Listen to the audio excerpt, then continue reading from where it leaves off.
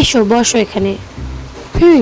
Actually doctor ma'am, আমার কিন্তু এই প্রবলেমটা হচ্ছে, একটু জ্বর এসেছিলো মাঝে, তারপর থেকে জ্বরটা কেটে গেছে, কিন্তু পেটে ব্যথা হচ্ছিল। বেশ, আর কিছু প্রবলেম হচ্ছে না তো? আমার কাছে একটা ভালো মেডিসিন আছে, আমি লিখে দিচ্ছি। আর হ্যাঁ, মেডিসিন তো নেবে, সাথে কিন্তু বেশি জল খাবে। যখন মায়ের সাথে ডাক্তারের কাছে যাই। এসো বসো। নে চটপট বল, কি হয়েছে তোর? কি প্রবলেম হয়েছে? ও মা, তুমি বলো না, আমার লজ্জা করছে। তুমি বলো। আমি কেন বলতে হবে? তুই বল, তোর তো শরীর, অসুবিধাটা তোর হচ্ছে। আচ্ছা ঠিক আছে। ওর না মাঝে মাঝে খালি পেটে ব্যথা করছে, একটুও তো জলই খায় না, আর বাথরুমে কি গন্ধ, ওর পটিতেও ভীষণ গন্ধ, একদম জল না খেলে যা হয়। আর মাঝে মাঝে না জ্বরটাও আসছে। ঠিক আছে, ভালো মেডিসিন আছে, আমি লিখে দিচ্ছি।